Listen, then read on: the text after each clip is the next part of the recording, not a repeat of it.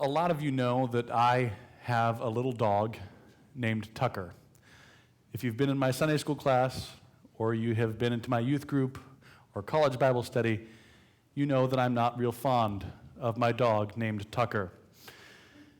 Many of you are also not real fond of him. He's not the nicest little dog. You see these little dogs, and they should be cute and cuddly and sweet, and mine just isn't. But no, Tucker is a little 6-pound Maltese poodle mix. And so, I've often teased my wife. I said, could you have found a somewhat less manly dog for me to own? Because, he's just this little thing. But, I do love Tucker, even though the feeling is not mutual. And I try and take care of him. But he's got this hair that grows really long. And we aren't always the best about making sure that we get him groomed on a regular basis. And so sometimes his hair gets really long. And it grows sometimes and covers his eyes. And I've often, he kind of looks like Chewbacca, only with white hair. And I've kind of wondered at times, how does the dog even see? I'm amazed he doesn't walk around the house running into walls. Because seriously, I don't know how it's possible that he can see. And usually when his hair gets that long, eventually I start to kind of feel sorry for him and decide that I'll go cut at least the hair around his eyes so at least he can see how silly he looks. And so I go to cut his hair. And I don't know if you've realized this, but going towards a dog with scissors and trying to cut the hair around their eyes, dogs generally aren't big fans of that. And it's taken me a while to get to a point where I'm able to do this and he'll let me do it. And I've learned a few things in the process of doing this. First is that I can't be mad when I'm doing this because he picks up on that. And if I'm mad, think about what would happen. If a big guy with scissors was coming towards you and was angry, what would you do? You'd run away. Well, that's what he does. I can't do the math, but he's a lot smaller than me. And so he runs away. If I'm angry at him. Or if I come at him and scare him with the scissors, he runs away. He won't let me do it. He might even try and attack me, which, again, is stupid. I'm a lot bigger than him. But what I've learned is this. If I can convince him that I'm really trying to help him, he'll sit still. He'll let me cut around his eyes and make it so that he can see. And eventually he starts to understand that I really am trying to help him. Now, he doesn't like that I'm cutting his hair around his eyes. He's not a big fan of it still. But he'll cooperate, and he understands what I'm really trying to do. Now, believe it or not, this story is not just for the heck of it. It actually does relate to this morning's message. And here's what I think the connection is that Jesus is telling us that people are not that much different than my dog. That we have a tendency, when we feel that someone is mad at us, when we feel that someone is trying to confront our sin, we don't respond well to that until we understand that they really are trying to help us.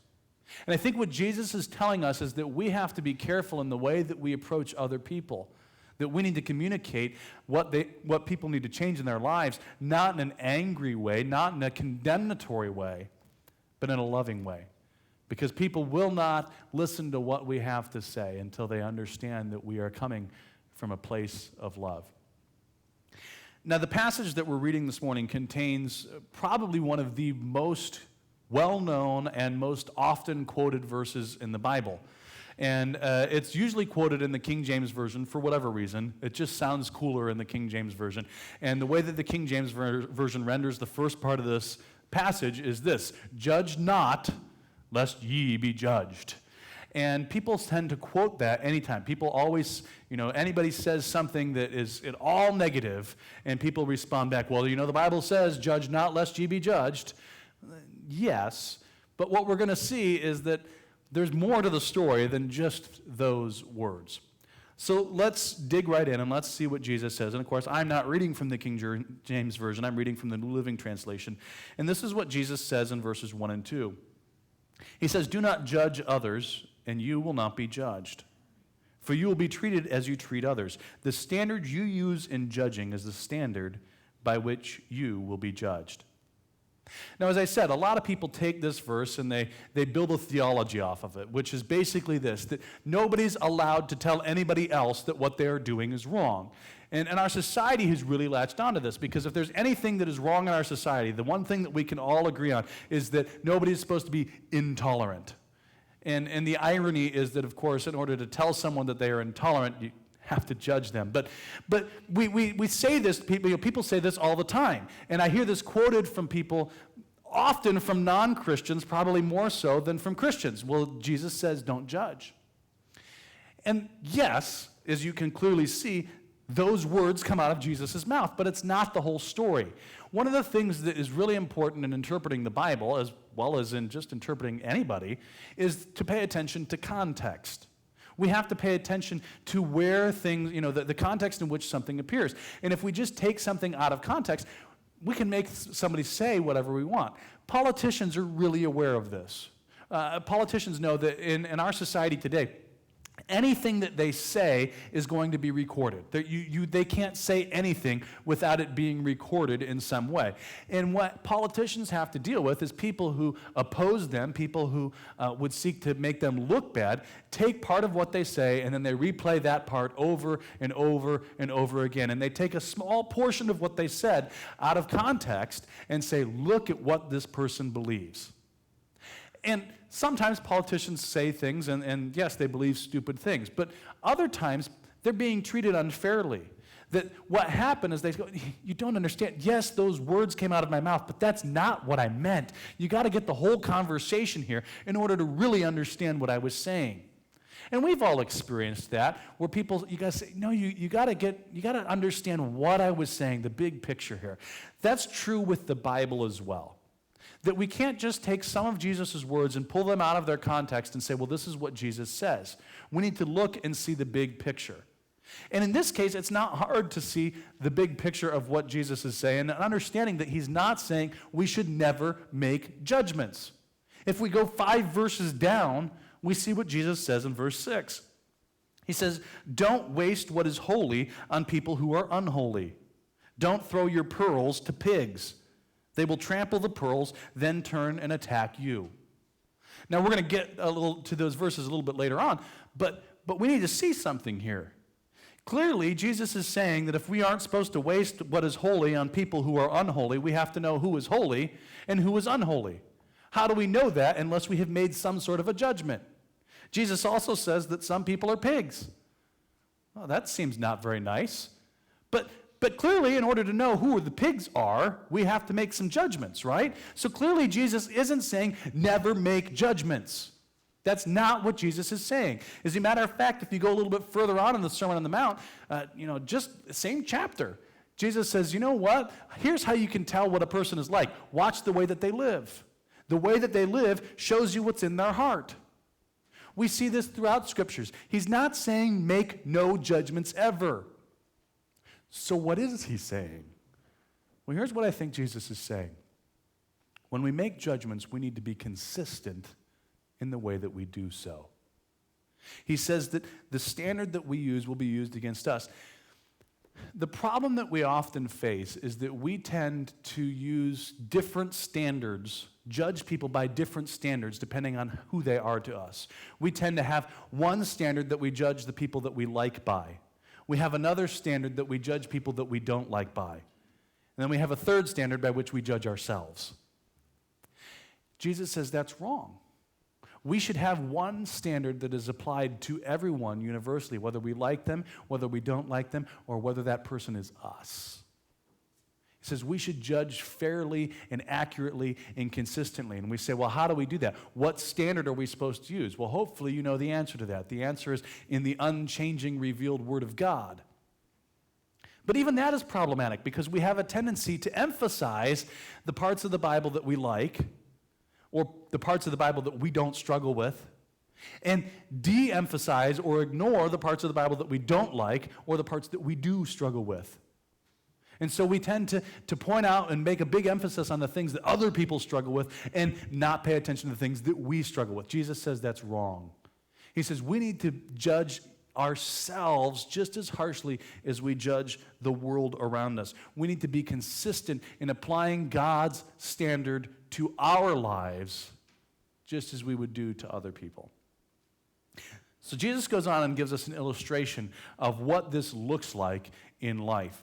And this is in verses 3 through 5. And he uses this absurd illustration. He says, why worry about a speck in your friend's eye when you have a log in your own? How can you think of saying to your friend, let me help you get rid of that speck in your eye, when you can't see past the log in your own eye? Hypocrite! First get rid of the log in your own eye, then you will see well enough to deal with the speck in your friend's eye. Now, Jesus uses this absurd word picture. I mean, if you can picture this for a minute, it's impossible to have a log sticking out of your eye, right? Because your eye is pretty small. A log is like the size of your head in my picture. So I picture someone with a log the size of their head sticking out of their eye, okay? And picture the absurdity of this, of that person coming up to you and going, hey, you got some sawdust in your eye. Let me help get that out for you. And in my mind, they're like whacking you with the log as they're trying to get close. Jesus is giving us an illustration of the absurdity of the way that we often behave. He says this is an absurd picture because we often behave absurdly. He says we tend to pay no attention to what's going on in our own lives and pay a whole lot more attention to what's going on in the lives of others. And I think there's 3 principles that we can draw from this illustration. And the first is that we tend to see others sin a whole lot more readily than we see our own sin. We tend to look and we see all the things that other people are doing wrong. And we conveniently overlook those things in our own lives. That's not right. We need to be aware of the things that we do, and we need to deal with those things before we start talking about what our other people are doing. But that's not the way that we tend to work. I found it interesting. One of the commentaries I was reading this week, the Life Application Commentary, gave a pretty good made a pretty good point that I hadn't really thought of, and this is what they said. It said, the traits that bother us in others are often the habits that we dislike in ourselves. Our untamed bad habits and behaviors are the very ones that we most want to change in others.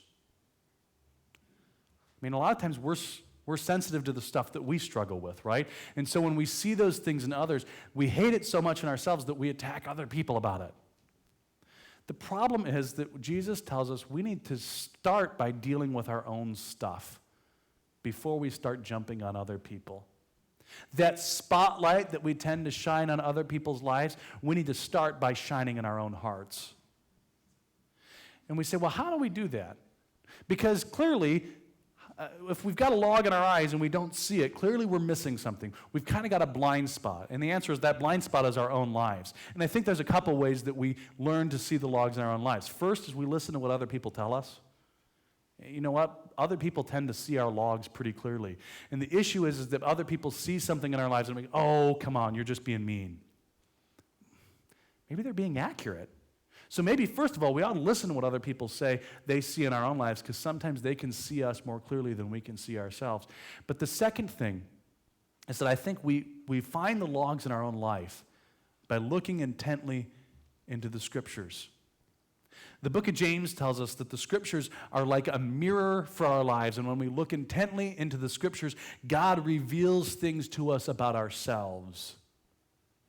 The problem is we have to read the Scriptures seeking to understand what God would have us change about ourselves. See, we tend to read the Bible sometimes. We fall into this trap of reading the Bible looking for ammunition rather than looking for transformation. We tend to look at the Bible and we're trying to find verses that support a position that we hold, verses that will help us advance a particular agenda that we currently believe in or are currently pushing for. We tend to look to the Bible to find ways to justify the things that we are doing or to show another person that what they are doing is wrong. The problem is we often fail to look to the Bible to say, God, what am I doing wrong? God, show me where you want me to be changed. Show me what you want to change in my life. You see, if we look into the Bible with that mentality, God's going to answer our prayer. And He's going to show us where those logs are in our lives and will tell us what we need to do differently. So the first thing is that we need to learn to see our own sin because we tend to see other people's sin more than we see our own. But the second thing is this, that we have to actually deal with our sin.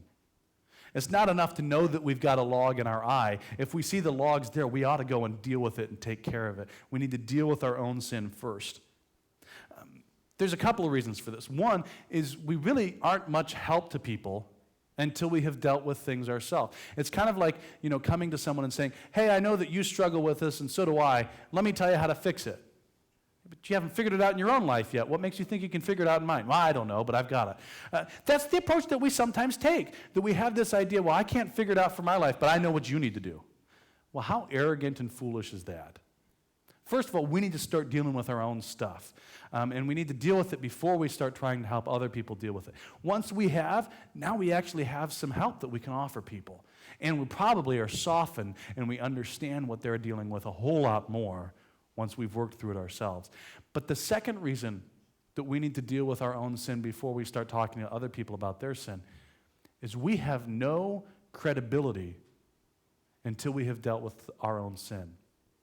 You see, the world looks at us sometimes and says, listen, if you are really that concerned about sin in my life because it's so destructive, why aren't you doing anything about the sin in your life? It's a fair question.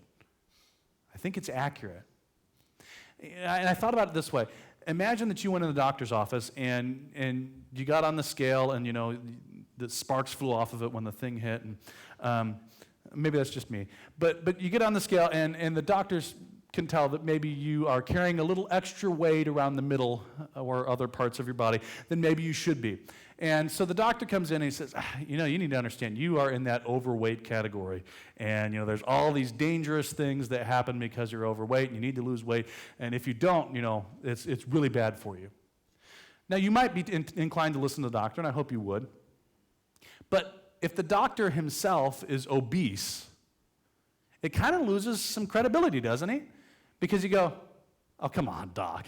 I mean, if you were really that concerned, if you really thought that obesity was going to kill me, wouldn't you stop eating the ding-dongs? Come on. And we wouldn't say that, I hope. Some of you might, I don't know. But we wouldn't say that, but we're thinking it, right? And we tend to just let the doctor's advice roll off of our back. Why? Because clearly he's not that concerned about it. If he was, he would take his own advice. The world looks at us and says the same thing. Why are you so concerned about my sin? You don't seem concerned about your own. And it's a fair question. It's an accurate question. We need to deal with our own sin. The third thing that we see from this illustration is that dealing with sin requires gentleness and care.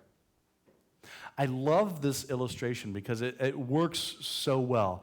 And I was thinking about this. I said, okay, imagine that you were actually going to try and take a speck out of someone's eye. Like someone had some sawdust in their eye, or like they've been working out in the fields and they've got dust from beans in their eye, right? And so you go to your friend and you say, hey, you've got a speck of dust in your eye. Let me try and get that out. How would you go about that? My hope is that you don't grab a set of tweezers and lunge at them and try and go grab it. No, that's a bad. If you think you would do that, don't do that. That's bad, okay? Because even if you succeed in getting the speck out, you're probably taking a chunk of the eye with it. Okay? We can't just dive at someone with a pair of tweezers and try and grab that speck out of their eye. No, it takes time. The other thing is, when you try and do that, you're going to scare the snot out of the person, and they will suddenly become a ninja. It's like, no! It's amazing what happens, right? You'd be amazed at how quickly you can move. People are protective of their eyes, rightly so. What would it take to be able to go and get someone, get a speck out of someone's eye? It would take their cooperation. They've got to work with you. They've got to trust you. That's why we allow doctors to work on us, right? Because we know doctors are really trying to help us. They've got the skills to do it. They're concerned about making sure that we are taken care of. Here's the principle. People aren't that different when we deal with sin. People tend to put up their defenses when we start lunging at them with Bible verses or with our fingers pointed at them and saying, you need to change. They aren't interested in letting us help them until they understand that we love them. Which means it starts by changing our hearts and our attitudes. We are not of any help to people. We will not be accepted by, our help will not be accepted by people until we are sure that our help or that our hearts are in the right place. Our goal has to be to genuinely try to help people, not to try and make people look bad, not to try and make ourselves feel better, not to try and push some agenda. Our goal has to genuinely be to lovingly help people. It means we have to earn their trust. I've said it a number of times, and I'll say it more, but it's amazing what you can get away with saying to people when they know that you love them. We can say things when people understand that we love them, things that might seem hurtful. They understand that we're really trying to help them. Proverbs talks about this. It says, wounds from a friend can be trusted. So we need to start by being friends. We need to have a relationship. We need to develop trust before we ever try and deal with a speck in someone else's eye. So that's the first part of this. And then, as we talked about before, there's verse 6, which kind of is almost a different aspect of this, but it's an interesting passage anyhow. Verse 6 says this, don't waste what is holy on people who are unholy. Don't throw your pearls to pigs. They will trample the pearls, then turn and attack you. And this is a difficult passage because, for a couple reasons. One, Jesus calls people pigs, and people can kind of get hung up on that. Actually, if you look in the original language, he talks about, he says there's some people who are dogs, and there are some people who are pigs. And you need to understand, in Jewish society, those were like the two lowest animals. They were the lowest of the low. So Jesus is calling people, now we might call them rats and pigs. I don't know. But he's using these words that are very offensive, potentially. And we get hung up on that. We say, well, Jesus was mean. No, what Jesus was saying is he's making a very important point. And his point was this. There are some people who will not respond to the message of the gospel, who will not respond to the things of God. And he says, so to sit there and continue to invest our time and our energy and our treasure in talking to those people is pointless. And he uses this analogy. He said, it's kind of like trying to put pearls on a pig to make the pig look nice. It's not going to work. Even if you manage to get a string of pearls on the pig, he's going to destroy it right away. He's going to trample it. He's probably going to run over you in the process. The pig's not going to look any better, and you're going to be a whole lot worse off for wear. Jesus is saying that sometimes dealing with people is kind of like that.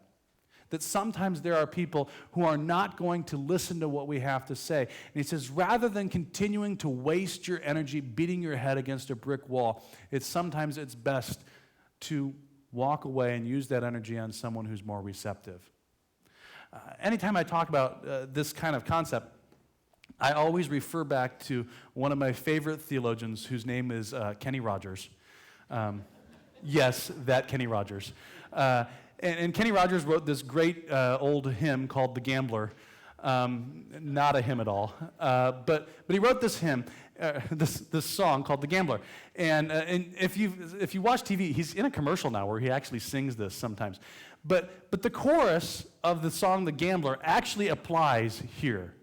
In the chorus, if you may know it, is you got to know when to hold 'em, know when to fold 'em, know when to walk away, know when to run. And it goes on from there, but that part is irrelevant. But this concept of the gambler, he says, you need to know when to hold them, know when to fold them, know when to walk away, and know when to run. That's true in dealing with people when it comes to sharing the gospel message. There are some people who are receptive. I've talked to people from all sorts of walks of life about the gospel, and there's not really a rhyme or reason as far as background or past history in a person's life. Some people are open to hearing what you have to say.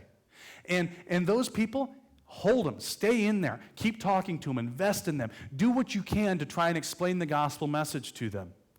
Invest that time in them because it's going to be time well invested. But there are also people who are hardened to the message of the gospel. People who are not going to listen to what you have to say, but are going to mock you. They're going to ridicule you. They're simply interested in arguing for the sake of argument's sake. And Jesus says, don't keep wasting your time on those people. Invest your time instead on the people who might be interested. He says, walk away and instead put that time and treasure in the lives of others. And we look at that and we say, well, that's harsh, isn't it? Are we supposed to give up on some people? No, we don't give up on people. God can reach anyone. He can soften the hardest of hearts. And we have to use his wisdom to discern who is listening and who is not. Because sometimes people put up a big, hard front, but God is working in their hearts. And in those people, we should stick there. But ultimately, we have to make judgments based on what God is showing us and the way that people are responding to us. It's interesting, though. I came across a quote from a commentator by the name of William Barclay this week. And Barclay, I read this quote, and it kind of hit me between the eyes. And this is what Barclay says. He says, "It is often impossible to talk to some people about Jesus Christ. Their insensitiveness, their moral blindness, their intellectual pride, and cynical mockery may make them impervious to words about Christ. But it is always possible to show men Christ. And the weakness of the church lies not in lack of Christian arguments, but in lack of Christian lives." I don't know about you, but I looked at that and I go, I think it's true, because sometimes people are not rejecting the gospel because they find what we are saying to be false. But they are finding what we are saying to be incongruous with the way that we are living. They are not saying no to Jesus, they're saying no to us. What we need to be willing to do is we need to be willing to be people who are consistent in the way that we live our lives. We need to live the gospel out. We need to live this kind of love that Jesus has shown to us. And when we do that, people sometimes are softened. Even that hard heart that we might have felt like we had to walk away from before may suddenly be softened by the Spirit of God, and we can go back to them and we can talk to them. But a lot of times, I love the statement, people don't care how much you know until they know how much you care. I think that's true. We have to earn the right to be heard. We have to earn that credibility that comes from living the gospel message. This is an interesting passage because of the fact that it's so often misunderstood and misquoted. But I think the overarching theme is this. As Christians, we should be people who are categorized and noted by our love. We should be people who are motivated by love, people who see, you see love coming out of every pore that we have. The problem is this. Many times Christians are not known as people who are lovers. We are known as people who are haters. We are often not known for what we stand for. We are known for what we are against. People don't know what we believe. They just know what we don't like. Jesus isn't saying that we are supposed to compromise on sin. He's not saying that we say that sin is no big deal. He's not saying that we're supposed to say that something that is wrong is right. We are still supposed to speak the truth, but we are supposed to speak the truth in love. And before we go shining that spotlight into the lives of others, we need to first shine it in our own lives. We need to be people who are motivated by love. People who seek to change the lives of others, not because we want to look good, not because it makes us feel better about ourselves, but because we genuinely understand the price that sin exacts in a life. And if we understand that, then we start by working in our own lives. As Christians, we understand that love changes us because Jesus has changed us through his love. We understand that because we didn't have a relationship with God, and he created a relationship. We were unworthy of his love, and yet he loved us anyhow. And because of his love, because of what he has done for us, because of his sacrifice, we have been changed forever. And God has begun to work and to pull those logs and those specks out of our lives. He has begun to change us because of his love for us. If we are Christians, we have experienced the changing that love can do in our own lives. And so the question is this: if we understand how a loving approach works, why in the world would we not take that same approach with the world around us? So the challenge for us this week is to go and proclaim the truth in love to the world around us, in hopes that our love will change them, just as Christ's love has changed us. So to that end, will you pray with me? Our Heavenly Father, we recognize that we often fall short of your standard. We constantly fall short of your standard. And yet we are so much more apt to see the failures of others than to be honest about our own. We are so much more concerned about making sure that other people are doing the right thing than actually doing the right thing ourselves. Lord, forgive us for our hypocrisy. Change us. Help us to begin that work of removing the longs from our eyes. And soften our hearts that as we deal with a world around us that is lost and needs your light and your guidance and your love, that you would make us soft and tender and gentle and kind so that we might reach out to them as you have reached out to us. For we ask this all in Jesus' name. Amen.